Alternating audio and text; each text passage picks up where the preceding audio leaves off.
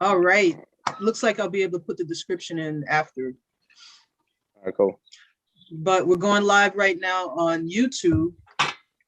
And the idea here is to continue this amazing conversation. Oh, man. Glad to be here this morning. So we are live, and I'm here with my man Jamil. Top of the morning, Jamil. top of the morning. Right? You already know what's going on. And with someone who right now I can only give a virtual hug to, and that is Mr. Awesome, Mr. Darius Quarles, man. Oh, man. Durham artist. Oh, man. Good morning. Good morning. Good morning. Thanks for having me. Virtual hug right back. Jamil, what up? Yay. Oh, what's going on, Darius, man? Pleasure to meet you. Pleasure. Yes, sure. So we were talking about going back. Well, I was going to say, we were talking about going back. We've just been sitting here having a great conversation with this amazing Durham, North Carolina artist. Amazing artist. 5 Points Gallery artist. If you're in the Durham area, check him out. He's amazing. He is awesome. We're talking about his work.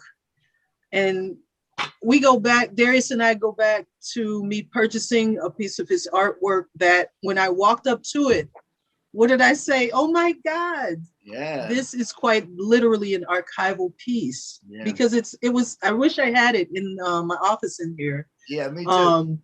But it's in, yeah, right. Wait a minute. So where is the piece? The Laundry Day. Where is that piece? Well, the image, I have the image. Not where is it, but do you even have any images of it? Do you have any? Oh yeah, I do. I do. You think about that time, it tells you details or anything. It tells you the digital camera, resolutions were bad, but I have those images of that piece, several actually. Yeah. Okay. So this piece. Yeah. What's this piece about? Yeah. Talk about this piece. I'm interested. Yeah. So when I saw this piece, we were talking about this when we first got on the call, but I was just thinking to myself, oh my God, when I walked up to it. So at the time, this was what do we say, like 2008, 7? It was deep. It was deep. It was deep. It's been a minute ago. It was deep. Yeah, it was a while ago. Right. When we were younger and more beautiful, but. Y'all still got it. You got it. I do remember those days. And look at me now. Right? Look, I mean, right. You're fine. This is. Oh no, come on, bro. You look great. But so this piece was amazing because when I saw it, I realized, oh my God, I'm looking at 7 pieces of artwork in one painting. And basically it was, it was quite literally, because when I asked you, you said, no, this is what I was looking at. So I painted what I was looking at. Yeah. So it was a laundry room with the washer dryer, French doors sort of framing the photo. Yeah. I'm sorry, the actual painting. Yeah. And it was six other paintings that you had painted. Yeah. Which were already hanging on those doors. Yes. Leading to that laundry room. Yeah. So it was that's 3 like on some one Inception stuff right there, right? Like paintings within paintings. You know what? And that reminds me, Jamil, is we also often talk about NFTs. It was layering at another level. Yeah. So it's that layering. We always talk about layering in NFTs and how important that is, or we hear about it. It was layering, but it was layering at a level of, this is not only what I'm seeing and what I'm experiencing in my life, so maybe even 8 layers, because it was not only what you were seeing, but it was your personal experience, because it quite literally was life, bro. It was life, and it's crazy. I'm sorry, I'm trying. We talk about it like it's not even that it doesn't exist anymore, but it does. It's crazy. Let me tell you, I still paint in that same room. Oh wow! Oh, that's awesome. Yeah, we've kept our kids in the same place. We've never. So I still paint in the same room. That foyer no longer. The foyer is real done now. It doesn't have the artwork in it anymore. Because back then I was actually trying to create my own gallery in my house, right? So I do this work and I'd hang stuff up. It was for the kid. The kids. I've had kids that were small go up into like, they don't like, couldn't even speak, but see it and it would generate energy, right? So that's why it looked like it looked. And and I raised, and my wife worked, so she allowed me to try to paint. So if I had my babies here, that's why it was like the laundry was going. You know what I mean? Yeah. I didn't paint behind me. Was probably a kid crawling around, maybe with a tube of paint in his hand or something, or her hand, or his hand. So Yeah, so that's all I had. All I had was that. I had to paint what I saw, you know. Yeah. And my wife used to be my very first guinea pig. You know, I painted her a lot. Wow. I mean, in every way, and people would buy those joints. I mean, I have one guy who bought that, and I did art for him and his house and his wife for years. And I one day went to his bedroom, and there's my wife in his room, on our couch at the time with her feet hanging off and looking a little sexy. I was like, wow. But anyway, so yeah, I just painted things I knew. You know what I mean? So like behind me. That's right. I'm digging what's behind you. What's that called? This is called Under the Covers. Again, this is my wife's feet. This is older I love paint. it. It's older paint, but it's all I had in the lab that was done. So I just put it behind me, right? Nice. But again, it's her feet. And we were just coming from a wedding reception, too much to drink. The greenery were actually the covers of the bed. Her feet were just kind of hanging, you know, peeking through the sheets on the bed. We were like laying in bed, like talking about the night. So I just turned the whole thing into a painting. So all now this is amazing. Yeah. So what did you take a picture on your phone and like? Yes. Or did you? Yeah. So I had I love my wife's feet. I've always have. So in the bed that night, we're a little tipsy. I'm a little silly, right? So we get in the bed. Right. So I took a picture over the next 2-3 weeks. I just turned the sheets. That's so dope. She knew what was up when you took that picture. Oh, she knows. She knows the vibes. Yeah, she's been there before. And what's crazy, before photos, she would pose. So I would sketch her, and then I would paint her. And that was back in the day. You know what I mean? When you was on your Leonardo DiCaprio, huh? Titanic. You was like, paint me like one of your. Oh, okay. Yeah. That was So that was how I thought artists had to go. I thought artists needed to go grassroots. Right. Draw it out. Make somebody sit there, draw it out. That's what you would see growing up, right? So that's how I would do. And I started painting things I saw around me. So that's where we are. So now, Darius, so I'm curious because I would love to. I want to briefly tell you about my experiences when I went to North Carolina and experienced like just briefly the art scene. Now you're from Durham, born and raised? No, I'm from a small town called Louisa, Virginia. I'm actually talking right outside of Richmond, right? Yeah, I'm actually talking to Louisa folks right now. I'm trying to put them on YouTube. Yeah, I'm from Louisa. So when did you? And when did you go to North Carolina? How long have you been living there for? Man, I got here in 2000. Yeah. 2000. Yeah. And is this when? And were you already in arts, or were you already like painting by then, or no? Not even. I moved here, and I hadn't really painted much at all. So I moved here and I got in the scene. We saw something in the paper, and like, yo, I mean, I was dabbling. You know what I mean? Yeah. I always. Okay. So you were. So let's just do a quick little, slug line on before that. Yeah. Were you always a creative person? Always a creative. You always like drawing. Always. So you were always. In school, you leaned more towards the arts and all that. So you were already that kid, right? Yeah, and I was a bad kid. So I would never pass art class. I wouldn't stay in class long enough, but I could do the work. But it would just kept going artwork, right? You know what I mean? So, as I got older, I got to Navy in 94. I never drew. I moved to Atlanta in 95 or whatever, went to school, and I wanted to be an architect. That was my thing. I wanted to be an architect. I went to Morris Brown College, didn't do well. Wow. I was in and out 2 months. I was out of there, back to working a regular job. But in the process, I was still drawing. I was still doing little I would go places and draw things, tuck them away. I wouldn't put them more out. Like a habit, or a hobby. It was just kind of just something you did on the side. Like I had to. I had to. Yeah. I had to. Yeah. It was something at that point. I had to get something out. I had to get it out. I could see things. Yeah. Colors were different. People moved different. It was, the things that people said to me were different. So I put those things down on paper. And you captured it. You wanted to capture that. You had to express that somehow. You wanted to get that out somehow. Even to this day, I use those sketches from back then because they make sense still. I might put them in a beach just to make sense. But yeah, so then I got here, I started painting, started working, fell in love with Durham. I learned the city. Then I started really, really honing my skills and people and doing landscapes. So that, then I started creating my own, not creating my own, learn how to build my own frames and taking my sketches and transferring them to paper or canvas and just it was a learning curve. It was a learning curve. It took a lot of time, but basically, yeah, I was in the game, but didn't know how to get in the game. You know what I mean? Okay. As far as art goes, it took me to get in my 30s to understand what was necessary to put these ideas on canvas where you can see it. And Durham helped a lot. So when I got to Durham in 2000, it was it was like you just pull into the gas station. You're like, okay, Durham filled me up, gave me inspiration, showed me how to move through the scene, showed me how to position myself properly. And then 10 years ago, Durham helped me fall my way into this gallery, which then injected more heat, injected more layers of what I can possibly do. Because now, guess what? I have a machine behind me I don't have to put all my paintings in one painting. Somebody can go see my other paintings now. You know what I mean? Yeah. And they can see it anytime they want now. So that was a machine that kept the eyes glued to what I was doing, or myself and other gallery members were doing, but it kept us in the scene. So Durham was that way for me as I transitioned. You know what I mean?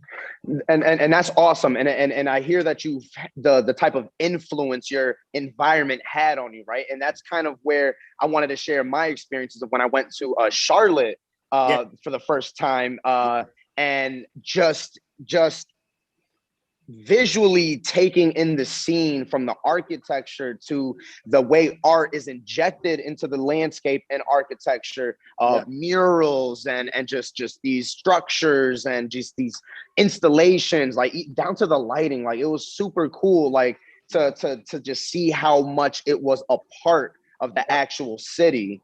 And I've never been to Durham, and I'm terrible at geography, so I'm not sure how far Durham is from Charlotte, but I can feel that you kind of have that similar type of experience, to where your surroundings kind of,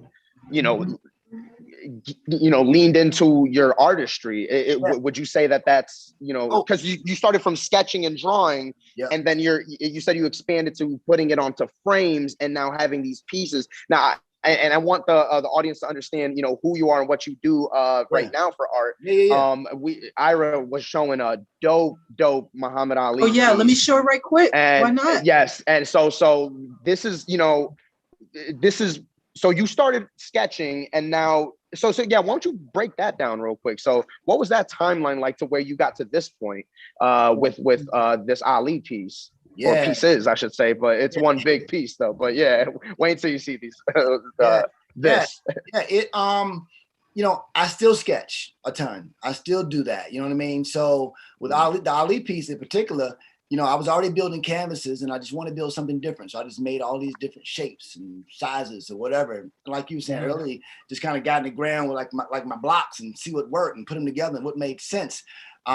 So what I would do with this particular one, I was taking my images and scanning them onto transparency, like your old high school, grade school transparency. Your teacher would put on the board, that kind of thing. So that's how I started, almost keeping all my stuff. So that's why I have all these hard copies, pencil sketches of things like this. So then I would get, I would sketch it out, put it on that. I would put it on projector, shine it on the wall. Then I would do certain pieces, and then I'd go and I'd fill everything in. Then I'd make the whole piece. But back in the early days, I would take a sketch, a 5x, a little swatch. I would take it somewhere and get it blown up to the size I want to actually make the canvas. Right. Then I would lay it over my canvas. I would do a carbon thing, and I would sketch my idea onto the canvas. It was painstaking. Right. I mean, painstaking. But at that time, that's all I knew. I was literally a starving artist. I didn't know how I was supposed to get this onto this canvas and to look at it. You know what I mean? I didn't know how to make the transition. So that was then. But now, kind of the same concept. Sometimes I do things right onto the canvas, especially if it's a piece that I'm emotive about. If I have a blank canvas, and I'm in one of my zones and I'm emotional, I don't sketch nothing. It just goes right out. Like Jay-Z, one take. Let's go. You know what I'm saying? Let's go, Guru. Let's get it. Let's get it again. This time it's for the money. And you know what I'm saying? So, and that's what I do when I'm just freestyling. I'm really feeling it in the zone and emotional. But most things go from sketch to a transparency, maybe into the canvas or to the wall. you know. That's amazing. How long did it take to complete this, man? Sorry. Well, yeah, that one was about maybe 4 months. Because the technique took a long time. Like again, I was going from scratch, what I was going to do. I knew I wanted to do Ali, but I wanted to do Ali differently. I didn't want to do him on canvas. Everybody's done an Ali pose, but I wanted to make him different. So it took a minute to get to the state of this. I just had tons of different shapes, and I put them together. And when it came up to what it came out of, I said, okay, now Ali's ready. So yeah. So about and you made these frames too. Yeah, I made these frames. And yeah, that's amazing. Wow. Then I stretched it with canvas. Yep. Yeah, wow. So primed them. That's incredible. And you can't tell, but some of them are deeper than the others. So you got like a 2-inch, and you got a 3-inch, you got an inch. So you'll see it kind of wave if you look at it, if you actually saw it in person. So many texturized, right? Yeah. So that's what it brings it out a little. It just yeah. That's wow. Gives it a 3D feel. Yeah. Right. That's incredible. Yeah. So what made you jump from like your just sketches to like say I want to blow it up? Like I want it big. Yeah. What made you get into that? Because I felt like I was keeping all this love for myself. I wouldn't let people see it. There was people in the house was seeing it. It was this big, couldn't go nowhere. So I wanted to be able to just I wanted to be an artist. I wanted to be an artist. I wanted to do what I saw people doing. Like, how do they do that? So it was just that passion, and it was just I needed to. And I'm a hustler. And I had to be sure I was in the game properly like everyone else. So I had to be sure my story was told. I didn't want it to go unheard. And I felt I had something to say. So I went to that next step, and I started going larger and larger and larger. And then once I couldn't buy canvases, I was too poor at the time to go to Michael's, go somewhere and actually spend $30 on a canvas. I couldn't buy them. So I learned how to make them. And that's what you do. And I had to start making them now. I make canvases up to like 13, 14 feet out of wood. And so, wow. So I've been doing that ever since. And that's amazing. Yeah. That's the story. So now fast forward to now, what does your process look like now? Do you do commissions? Are you only in galleries? Are you like, do you do installations for landscapes and all that? Do you have deals with people and businesses to do? Run us through what that looks like for you today. Yeah, oh man. So right now I do everything. The last thing that come under my subject matter was murals. I did a mural in 2017 downtown Durham. And that's opened me up to the mural game. So I got mural game now. I do commissions year round.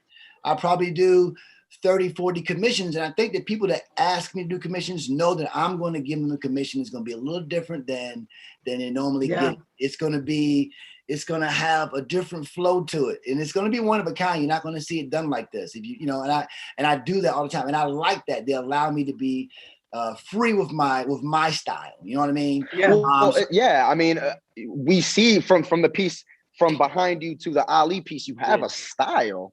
And was that always there, or how did that develop? Like, I love this type of, from what I'm getting, it gives me a real cool, like, comic type vibe mixed with a little modern pop art type looking deal, like with these layers and these textures, like topographical, like, type looking stuff. Like it's super dope. Like, how did that come about? And it's back to your earlier question about sketches.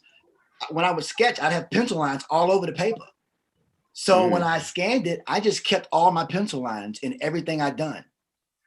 So that's that style. So it added that layers. Yeah. So if you look at the piece she has up right now, this is called The Mental Escape of the Restrained Ego. This is one of my earlier paintings where I'm giving you several things in my world. But if you look on the left corner where the little blue, underneath the yellow, it's like a line of blue. The blues go from light blue, dark blue, to the yellow. Right. That's how I used to paint. So I would always paint I didn't know how to like gradually make the color change. So I would do a light color, then I would put a black line. Then I mix a little darker color. Then I do that color. Then I put a black line. Okay. So early on, I was separating my colors with the black line because I didn't know how to actually paint. Right. Then so I was creating that step gradual inclination of color, light or dark, with black. It's same thing with my grass, but now I do better. The trees, same concept. So that's why I have so many lines, and those are paint lines. Those are paintbrush lines. Every line that I put in every paint I do, that's a paintbrush. That's not a marker. That's not a pen. That's acrylic black or Mars black. And that's a paintbrush. So it's so vivid though. It pops though, you know, I know, you know. Go ahead, Ira. I'm sorry. Well, I was just going to say that one of the things that I love about the work is that it's always in motion. Yeah. Yeah. And that's something that I find so satisfying about the work. I love this particular painting. When I first saw it, I was just like, oh my God. There's a lot in here to unpack. There's a lot to unpack.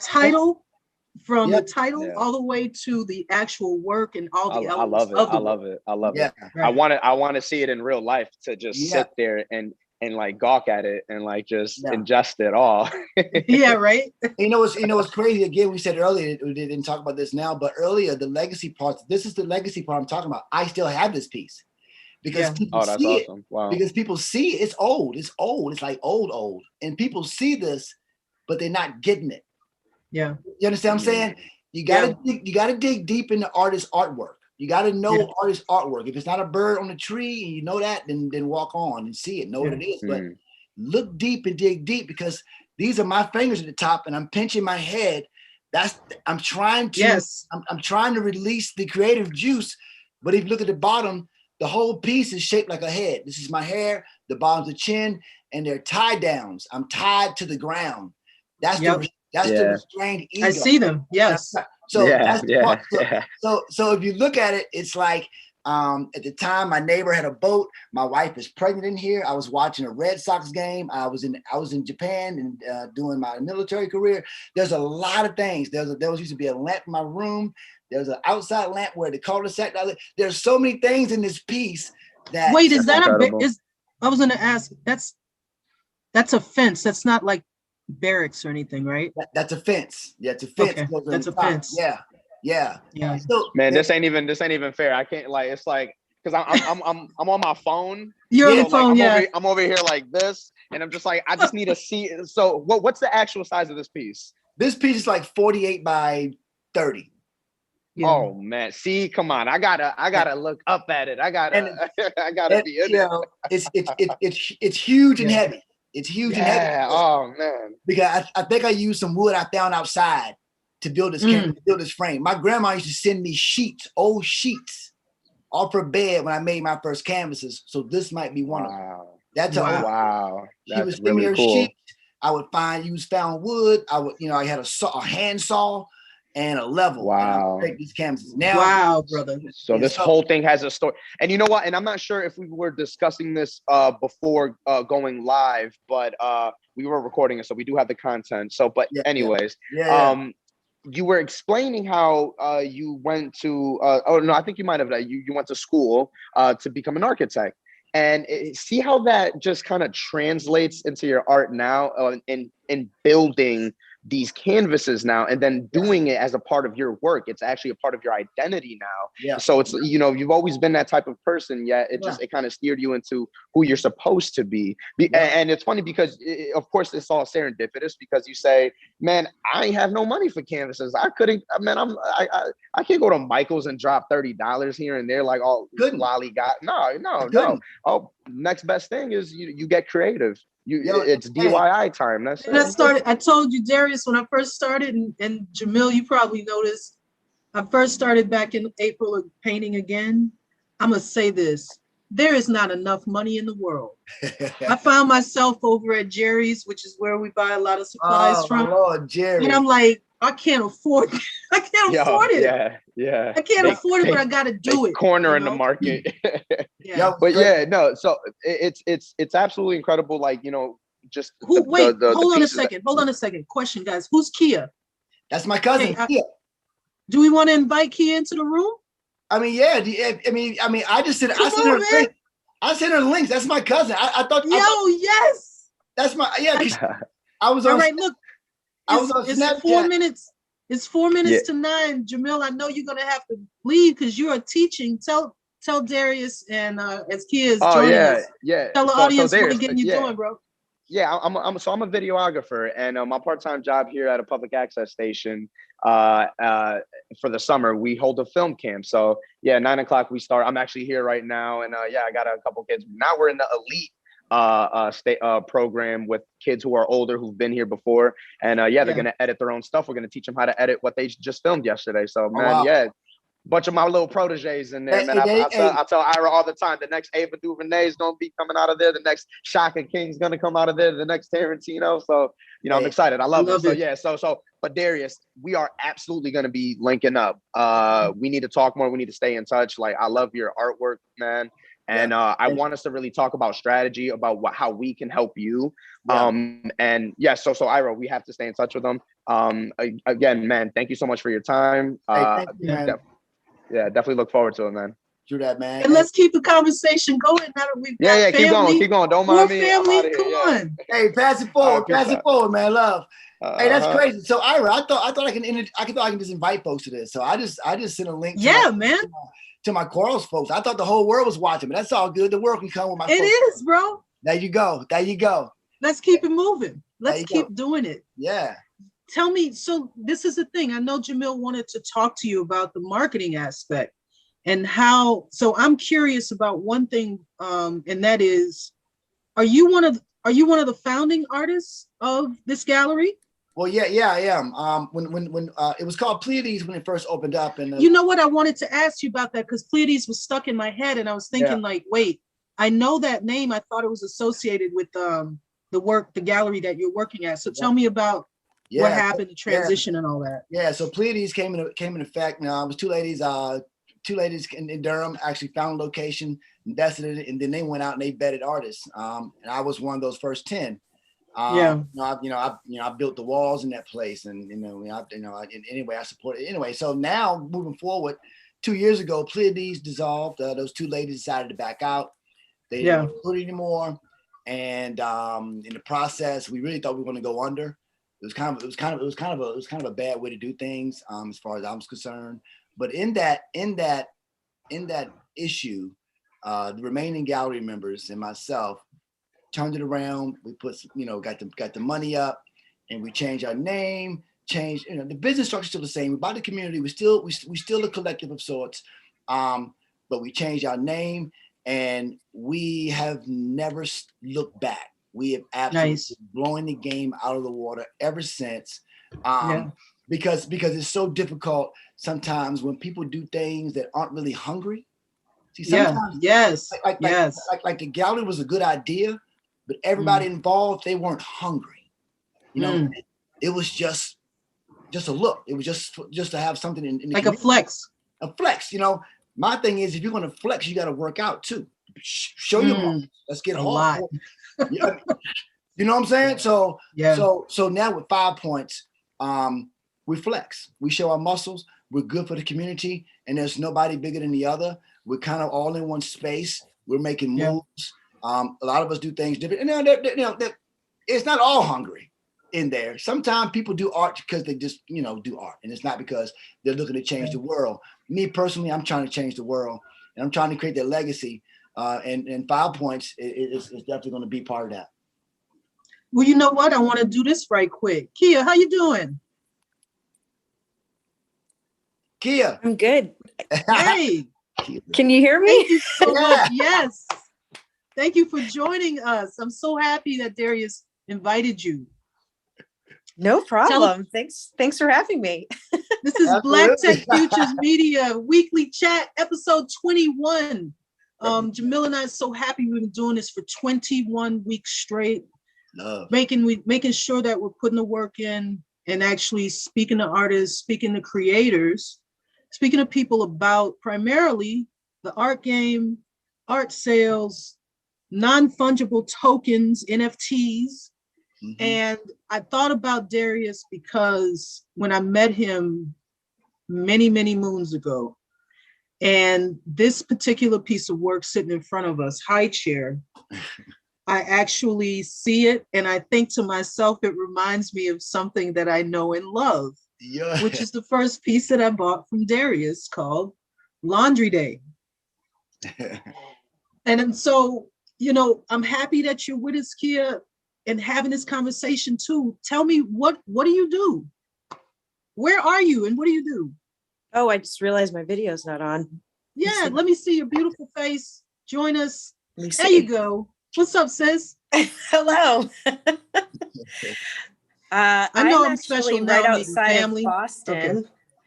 Okay, you're up here with me. Yeah. I'm in Connecticut.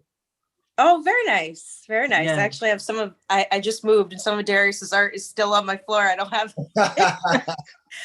it hung yet. But yeah, I work at a tech company. Get out. Mm-hmm. So, oh my God, there's so many synergies here. Yeah. But you know something, I do want to understand, and we were talking too about NFTs in terms of computational art and creating series and creating collections, you know, so thousands of this particular image presented in thousands of different ways. And just trying to work with Black artists, Indigenous artists, Latina artists, folks who are not aware of newer ways that the art market is actually changing and developing online. We talk a lot about crypto art on this show, but I thought about Darius because I also want to make sure that folks are aware of some of the most amazing artwork, particularly work that I love. And as I discover new artists, obviously I want to communicate with them, but the mainstays, the people who've been doing it and putting in that work, I thought about Darius because your work is so amazingly, I just feel so much whenever I look at it. No. It just makes, like I said earlier, it makes me feel good. Thank you. That's good. That's what's up. That's what I want you to feel. I have a good friend of mine who I'm working with, Kamora Harrington, who runs Kamora's Cultural Corner here in Hartford. And last year she went on a tour last November with poets, I think like 5 different creative people, poets, visual artists, photographers, painter, and they went on a bus tour. And this was after the George Floyd murder. A lot of folks, obviously we know, deeply impacted by that murder. And also the idea of sharing Black art. And the tour was called Black Art Heals Tour.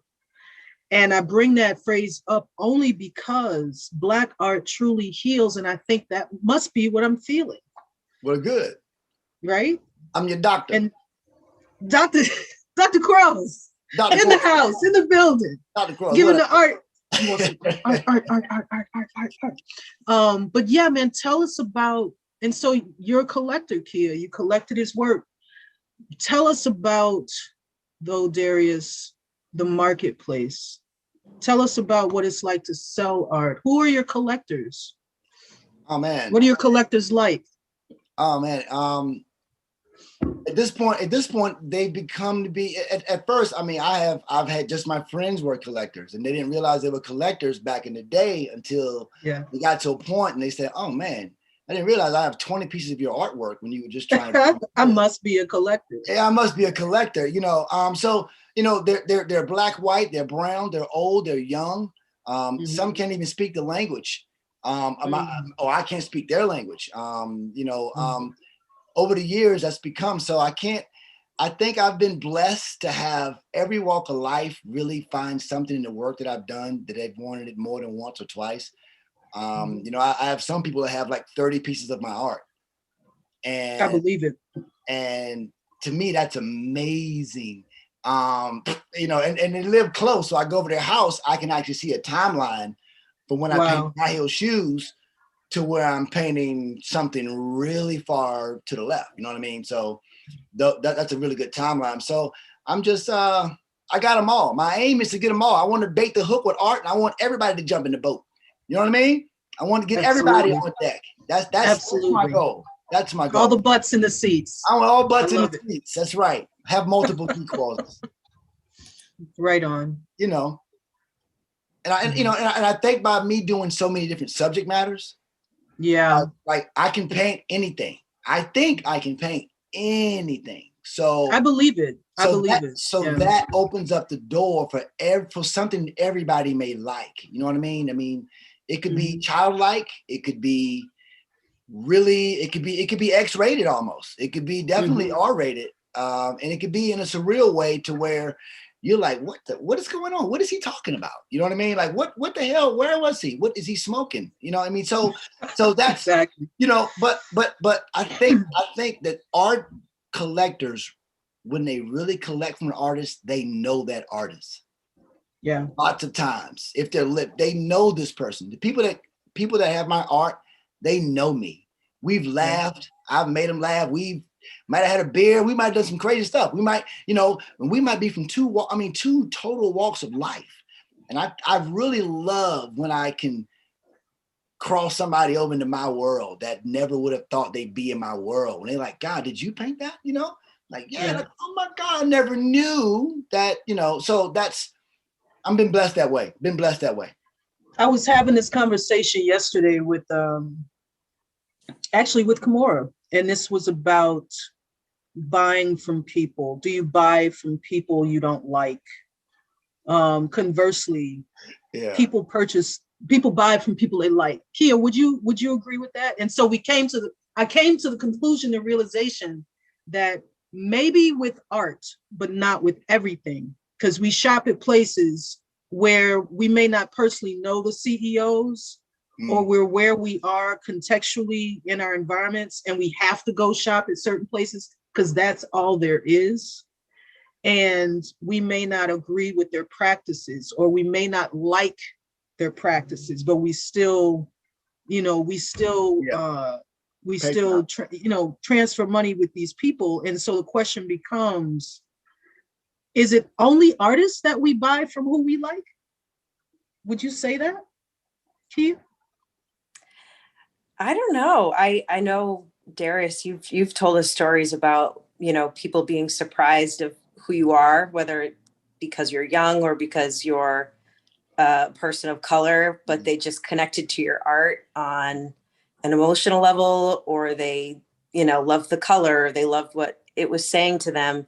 And then when they met you, they were like, oh, I don't think that they might have purchased your art if they had met you first. I think they connected to your pieces on a deeper level than something that's surface level. And I love that.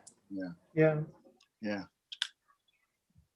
And it happens so much, I like when I can bring somebody in and they fell in love with my piece, especially the gallery happens all the time, because art, sometimes people see art from a distance. If they can assume what it is, they may not get close to it. You know what I mean? So I see them come in a gallery sometimes and they'll walk around for a while and they'll like everybody's art or not. And then they're like, oh, I really like this one. And I start talking, like, oh, wow, okay, this is yours. We really love you. And then that's how you bring them in.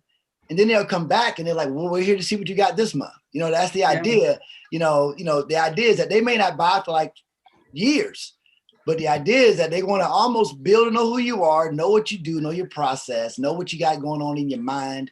And then like, you know what? We think we're ready, Darius. You know what I mean? And that happens a lot but then also says, then you've built a friend along the way, no matter what age, no matter what the color is. And I think my upbringing from Louisiana, my grandparents, they really gave me that jewel to be able to move in any circle, to behave and communicate with anybody respectfully, you know what I mean? Right. And remain open. So I think that's a gem. I don't think everybody can do that. So that's a question that's hard to answer, but it's what it is. Do you find that working with the gallery, because this comes up, I'm on Clubhouse a lot. Do you find that working with a gallery has, and I know you would probably say it has enhanced your ability to actually sell? Because prior to that, you were self-selling, and I know that you were on a couple of different platforms selling. And interesting, of course, because I was following you, throughout some of these points in your life, as I saw you publicly online or somewhere, and Pleiades and now 5 Points Gallery. When I saw that, I also thought about Atlanta, right? Little 5 Points. Yeah, Little 5 Points. which is an incredible art district out in Atlanta. I guess there yeah, too. Yeah. But yeah, I mean, the gallery, so there are a lot of folks right now, especially when we talk about NFTs, the non-fungible token, who are talking about the gallery experience and saying these galleries are selling our work and helping us auction NFTs. I think more and more galleries are getting into that particular market, but we're also finding that people are, particularly visual artists, are feeling constrained by these experiences because of the large percentages that galleries end up taking from artists' work.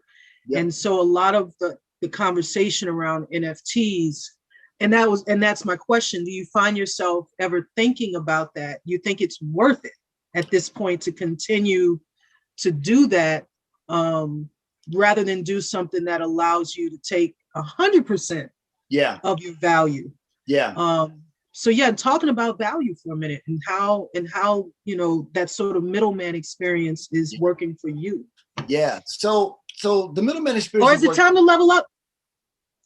Huh? Yeah. Well, you never know. Time to level up? You never know. I've been so fortunate. I used to sell so much art before I got into the gallery on my own. Well, 100% was mine.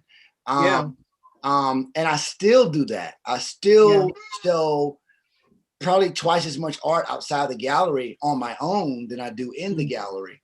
Now, the gallery takes a ton of money. Mine doesn't. We have an 80-20 split.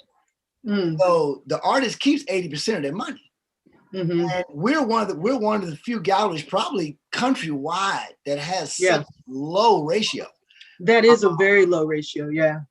Just in Raleigh, I do shows in Raleigh, even in Chapel Hill and Durham, they're taking 50% off the gate.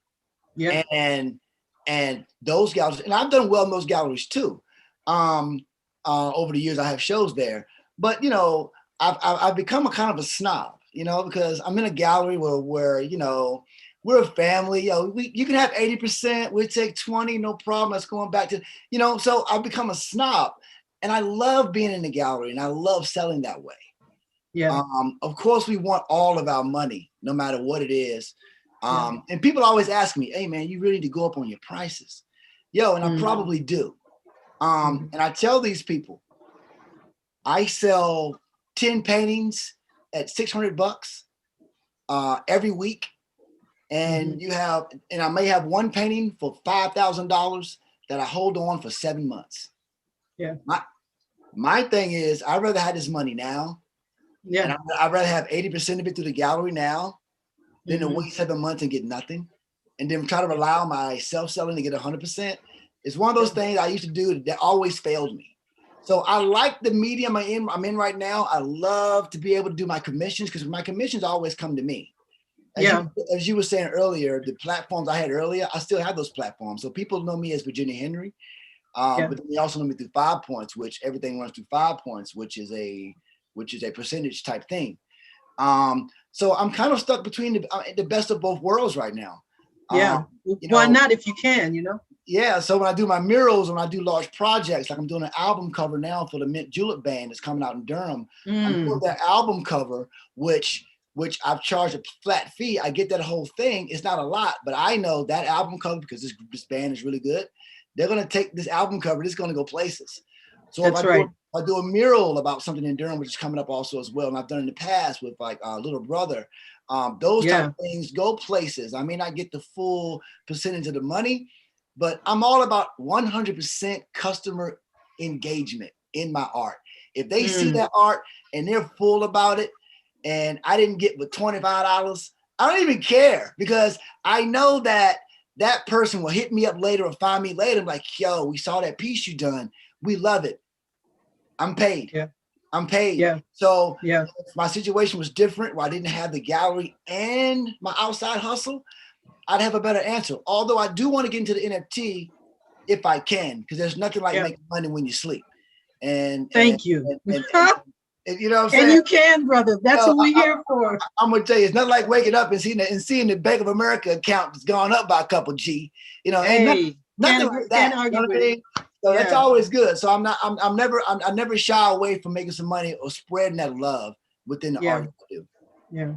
Now, Kia, let me ask you a question. Now, you not only collect Darius's work, I'm sure you love art. If you collect Darius's work, not only you love your cousin, but you totally love art. Tell me about being a collector. Oh, I'm making assumptions though here. Making assumptions. She's a collector. Because looking behind me, man. Look, I mean, you know, we got Africa back here. We got, Yeah. I mean, I love Darius's art so much. It's always so colorful and fun. And I mean, I don't know if I would call myself a collector fully, because I think that's a very adult. I'm not an Come on, you're an adult now. I know. Only if you want to be though. Yeah, adult. Yeah.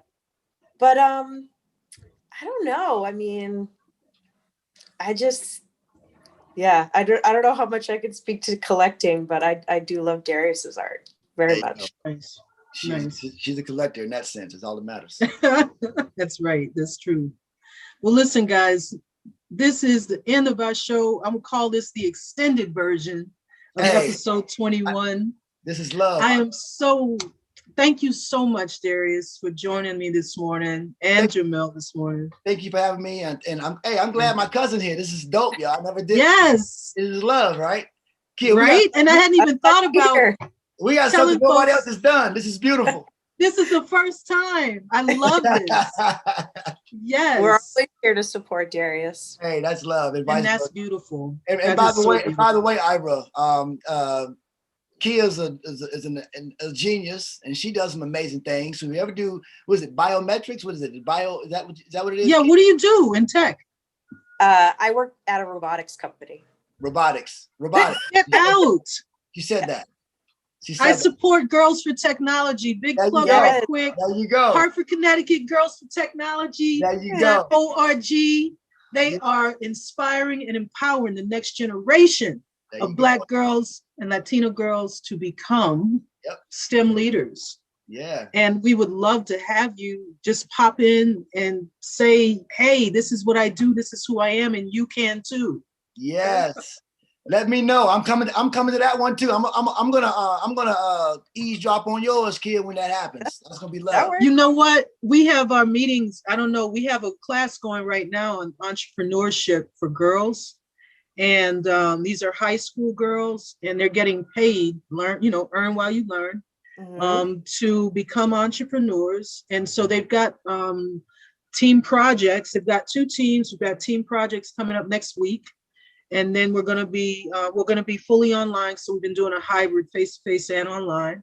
But we would love to maybe have you pop into the Zoom and just say hi. Yeah. And this is what I do, and you can too. Because we really want to show them, that this is the face of STEM, and you can be in STEM, and maybe just share your experience, Kia. Yeah, that'd be great. I'd love to. All right, Darius, Kia, y'all better put me in touch with her. I will. Darius, I will. Share my contacts, bro. I will. I got you, baby. I got you. Thank you again so much, Darius. I'm going to be connecting with you on these NFTs. We got to figure out how to get some of your reference. That's the word I was looking for, reference. Like reference sketches. Somehow we got to get these things into an NFT collection, because I believe in my heart. And currently I'm working with a computational artist, internationally known, amazing VR, AR artist who's doing some working on NFT. I'm advising him and promoting his work. But brother, please, man, think about it. I will. Let's maybe play with it. I will. Let's get you a digital wallet. I'm in it. Let's get you, man, let's get it popping. I'm all in. Yay! I'm all in. All right. So everybody, thank you for joining us. This is Black Tech Futures Media Weekly Chat, episode 21. We are here every week with amazing talent, awesome artists. Jamel had to go teach those young folks film, and I am definitely going to be leaving. But I want to tell you before I go, NFTcreativetraders.com. That's where you can find all of our shows, all of our episodes. Black Tech Futures Media is where you can find all of our videos as well on YouTube. So please check us out. Twitter, YouTube, Discord. What else we got? Oh my God. Website. We got, I don't know what else. I can't even imagine. Facebook, Black Tech Futures Media. We are definitely everywhere we want to be right now. Thank you, Darius, so much for joining us. Thank you, Kia. And Darius, this is the last day of vacation for you, right, bro? Or is it over now? Hey, listen, I got back yesterday. So I'm hitting the ground running today. Putting in that work. I'm juiced. I'm overloaded. I'm ready to go. I needed it. I love it. Yes, yeah. All right. Thank you, everybody. And as usual, next week, I don't know what we got coming up, but I know in August, we got the West Coast coming up. So that's going to be pre-recorded. This brother is a musician and he's killing the NFT game. I am not even sure he's a rapper. It's crazy what people are doing. But anyway, thank you guys again. Bye. We'll be in touch. Thanks, Kia, again for joining us.